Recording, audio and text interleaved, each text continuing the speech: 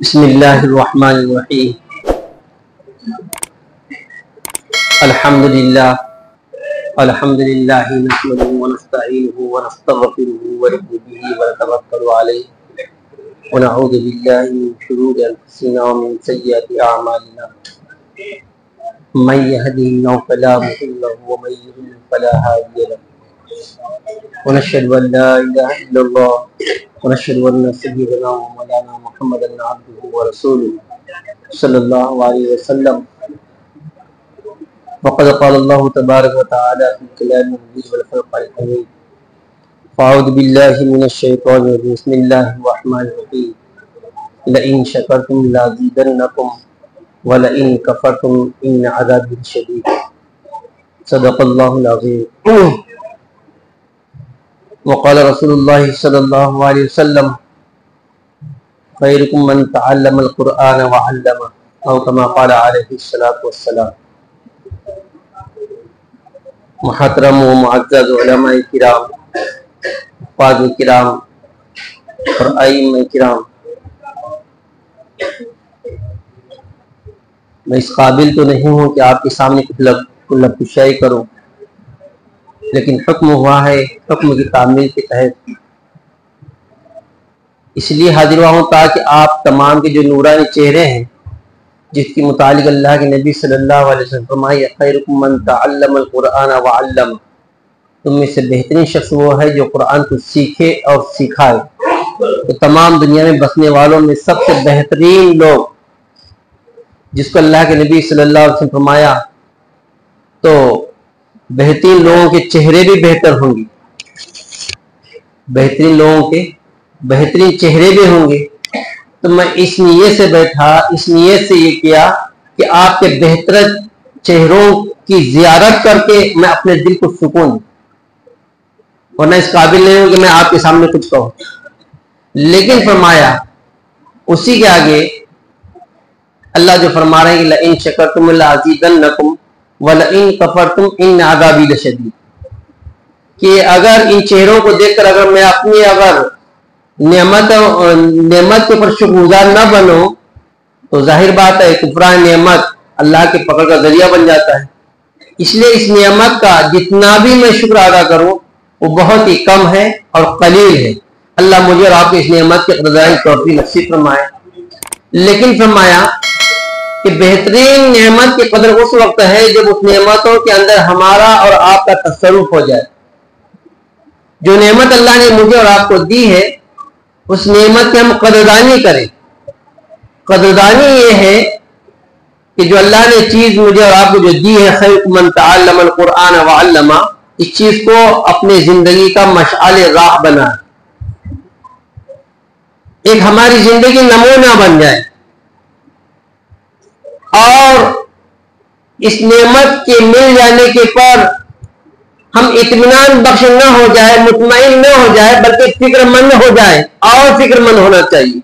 اگر فکر مند ہو جائیں گے تو اللہ اور اس کو فکروں میں اضافہ بھی کرے گا اور نعمتوں میں اضافہ بھی کرے گا، اور اطمینان والی چین سے اطمینان کے ساتھ بیٹھ جائیں گے اور مطمئن ہو جائیں گے تو فرمایا جیسے کہ ایک بہتا ہوا پانی ہوتا ہے، جمع ہوا پانی ہوتا ہے۔ بہتا ہوا پانی فکر کے ساتھ چلتے رہتا ہے تو اس میں اضافہ ہوتے رہتا ہے، اس میں کبھی ناپاکی نہیں ہوتی، پاکیزگی ہی آتی رہے گی۔ اور جمع ہوا پانی جو کیا ہے اس میں بدبو آنی شروع ہو جاتی ہے۔ اسی طریقے سے میرا آپ کا معاملہ ایسا ہونا چاہیے کہ جو نعمت ہے اس کے اندر ہم بہتے ہوئے پانی کی طرح رہیں، اور بہتے ہوئے پانی کے اندر رہیں گے تو انشاءاللہ ہمارے اندر گندگی نہیں آئے گی بلکہ پاکیزگی کی علامتیں اور ظاہر ہوتی رہے گی۔ اور اگر جم جائیں گی تو ظاہر بات ہے بدبو آنے ہو جائیں گی، اور بدبو کیا ہے ہمارے اندر بے اطمینان والی زندگی آ جائے گی۔ مطمئن ہو جائیں گی تو ظاہر بات ہے انسان کو مطمئن ہونے کے بعد کچھ اور مزید کام کرنے کی توفیق کوشش بھی نہیں کرتا اور توفیق بھی نہیں ہوتی۔ اور اگر انسان میں بے چینی ہے تو انسان اپنے آپ کو لگائے گا کہ مجھے اور بے اطمینان میں نہیں کرنا ہے، بلکہ بے اطمینانی انسان کی زندگی میں آتی ہے، میرا اطمینان کیسے حاصل ہو سکتا ہے، اور فکر مند ہو جانا۔ تو فکر مند والی زندگی انسان کو عمل کے اوپر لاتی ہے۔ تو اسی لیے فرمایا کہ ایک ایگزامپل کے طور پر اگر بلی کو اگر شیر بننا ہے، بلی کو اگر شیر بننا تو اس کو کیا کرنا پڑے گا؟ اس کی عادت کو بدلنا پڑے گا، اس کی فکر کو بدلنا پڑے گا. اس کی فکر، اس کی عادت کیا ہے؟ بلی کی عادت ہے، بلی کی فکر ہے کہ چوہوں کو کھائے. بلی کی فکر کیا ہوتی ہے؟ اس کی عادت کیا ہوتی ہے؟ چوہوں کو کھائے. لیکن فرمایا اگر کوئی شیر بننا ہے تو اس کی عادت کو بدلنا پڑے گا کہ وہ چوہوں کو کھانا چھوڑ دے. جبھی کہ اس کا مطلب یہ نہیں، بلکہ ایک ایگزامپل طور پر یہ ہے کہ ہماری سوچ بدلے، ہماری سوچ بدلے. یہ نہیں کہ آج ہم مطمئن بن گئے، بلکہ ہماری سوچ یہ ہونا چاہیے کہ ہماری جو جیت ہے، ہماری جو منزل ہے، ہمارا جو مقصود ہے، اس مقصود کے ملنے کے بعد، اس منزل کے ملنے کے بعد اور اس جیت کے ملنے کے بعد یہ نہیں کہ ہم جیت سے محبت کرنے والے بن جائیں، بلکہ جیت سے زیادہ محبت اس سے ہونا چاہیے تو جو جیت کے راستوں پر لے جانے والی چیزیں ہیں. جیت کے راستوں کے اوپر جو چیزیں ہمیں آمادہ کرنے والے ہیں، ہم ان چیزوں سے محبت کرنے والے بن جائیں گے تو انسان کے اندر اور ہمارے اندر فکر بھی پیدا ہوگی اور جیت بھی مزید جو سے حاصل ہوتی رہے گی. لیکن جس وقت ہم مطمئن رہ جائیں گے، اطمینان ہو گیا، جیت حاصل ہو گئی، تو فرمایا انسان جو بیٹھتے ہوئے کیا ہے، انسان اپنی اور مزید جو ترقیات ہے اس سے رک جاتا ہے، اس سے رک جاتا ہے. لیکن اگر فکر آ جائے گی تو وہ عادت بن جائے گی. فکر جو ہے اس کو انسان کی عادت بن جاتی ہے، اور آدمی کی جو عادت ہے وہ بڑھاپے تک، مرتے دم تک کبھی اس کی عادت جاتی نہیں ہے، مرتے دم تک اس کی عادت نہیں جاتی ہے. اس لیے ہماری عادت اور ہماری خصلت یہ ہونا چاہیے کہ مجھے اور منزل مقصود کیسے اور آگے آگے چلتا چلا جاؤں. اگر اس کی فکر کرتے رہے گا تو انسان، ظاہر بات ہے کہ انسان بار بار آگے بڑھتا جائے گا اور اس کے اندر نکھار پیدا ہوتے رہے گا. لیکن جس دن منجمد ہو جائے گا تو اس کے نکھار کے اندر اور کمزوریاں آتی جائیں گی. اس لیے ہمیں اور آپ کو ان چیزوں کے اوپر فکر مند ہونا چاہیے جو جیت کے راستوں کے اوپر آگے لے جا رہی ہوں. مطمئن نہیں بلکہ اور فکر مند ہونا چاہیے. ایک بھیڑیا ہے جو ایک پہاڑ پر جا کر بیٹھ گیا، ایک بھیڑیا جو پہاڑ پر جا کر بیٹھ گیا، اس کا کوئی کمال نہیں ہے. کیوں؟ اس کو اب اطمینان ہو گیا، میں تو اب پہاڑ پر جا کے بیٹھ گیا، میں تو ٹیلے پر جا کے بیٹھ. لیکن اصل مشقت جس کی ہے، جو وہ بھیڑیا جو ابھی پہاڑ کے اوپر جب چلنا شروع کر دیتا ہے، تو اصل تو کمال یہ ہے کہ اس کے اندر ابھی خواب ہے، ابھی مجھے تو ابھی اوپر جانا ہے، ابھی چلنا ہے، ایک خواب ہے. مشقت کرنے لگ جاتا ہے، پسینہ چھوٹنے لگ جاتا ہے.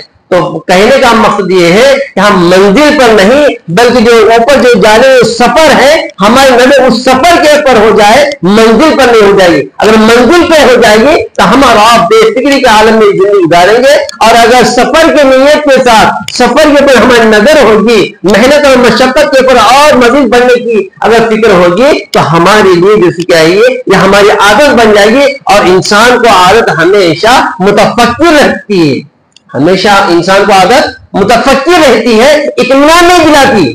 اور جس روز انسان اطمینان کے ساتھ زندگی گزارنا شروع کر دے گا اور مطمئن ہوگا کہ میں تو جیت گیا ہوں، اب مجھے کوئی ہرا نہیں سکتا، اور میں جیتنے کے بعد میری کوئی منزل نہیں، اگر یہ بڑھی تو انسان کے لیے نقصان دہ ہے. لیکن فرمایا اس کے علاوہ جیتنے کی جو عادتیں ہیں، جو راہیں ہیں، اس کے اوپر اگر نظر انسان کر کر چلے جائے گا تو انسان کے لیے یہ خوش بختی بھی ہوگی، قسمت بھی چمکے گی اور اس میں نکھار بھی آئے گا. تو یہ چیز ہے کہ ہمیں اور آپ کے جس راستے پر ہم اور آپ جا رہے ہیں، یہ نہیں بیٹھے گی. ہم تو اللہ کے نبی نے فرمایا خیرکم من تعلم القرآن وعلم، اور ہم تو جیسے اس کے اندر لگے ہوئے ہیں. اب ہم مطمئن نہیں بلکہ ہم کو ڈرتے رہنا چاہیے. اللہ نے جس کی نعمت دی ہے، جو اس نعمت کی قدردانی کرے. اللہ نے ہمیں اس کا اہل بنایا. پتا نہیں اگر ہم نہ چاہتے، اگر اللہ نہ چاہتا تو ہم کو اور دنیا والوں کی طرح جو ہمیں اور کسی منزل میں لگا رہتا اور ہم اور آپ اتنی بڑی نعمت سے جو کیا محروم ہوتے، کیا بول سکتے تھے. اس لیے فرمایا جو نعمت اللہ نے مجھے اور آپ کو دی ہے،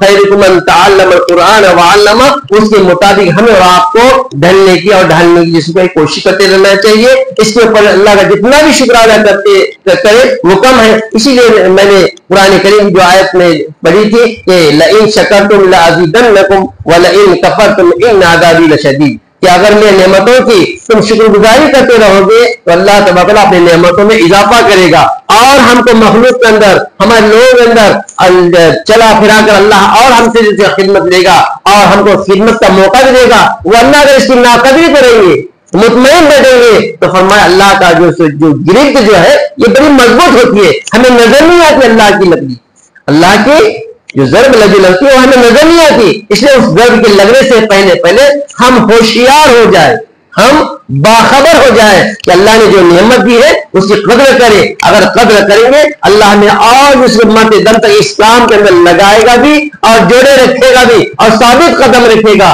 ورنہ اگر اللہ نہ چاہے تو اللہ نے یہ بھی فرمایا وَلَئِن كَفَرْتُمْ إِنَّ عَذَابِي شَدِيدٌ، اور دوسری جگہ یہ بھی فرمایا وَيَسْتَبْدِلْ قَوْمًا غَيْرَكُمْ وَلَا تَضُرُّوهُ شَيْئًا. اگر ہم اسلام کو کام سمجھ کر نہیں کریں گے، اس میں من دھن کے ساتھ اور شوق کے ساتھ رغبت کے ساتھ نہیں کریں گے، اللہ فرما رہے ہیں وَيَسْتَبْدِلْ قَوْمًا غَيْرَكُمْ وَلَا تَضُرُّوهُ شَيْئًا، میں اوروں کو کھڑے کروں گا، ہمارے اور بھی نکل جائیں گے، لیکن ہم اور آپ اگر اس محتاج بن کر اسلام میں لگیں گے اور اس کو صحیح کام اور اپنا زندگی کا مشعل راہ سمجھ کر کام کرتے رہیں گے، اللہ مزید ہمارے اندر نکھار بھی پیدا کرے گا. اللہ مرتے دم تک ہم کو اس کے اندر کام کرنے کی توفیق دے گا. دعا فرمائے اللہ تبارک و تعالی ہم تمام کو اس کے اندر لگا کر اور اخلاص کے ساتھ اور ایک بے اطمینان کے ساتھ، بے اطمینان مطلب یہ نہیں کہ اطمینان ہوگا نہیں، بلکہ ہمارے اندر ایک فکر ہونا چاہیے، فکروں کے ساتھ اگر اس میں لگا رہے گا اللہ کا اس میں بہت ہی بڑا احسان و کرم ہوگا. اللہ تبارک و تعالی سے دعا ہے اللہ تبارک و تعالی مجھے اور آپ کو جو کہا گیا اس پر بھی عمل کی کرنے کی توفیق نصیب فرمائے اور عمل قول سے زیادہ فعل کے اندر ہمیں لگانے کی توفیق نصیب فرمائے. واقعی الحمدللہ.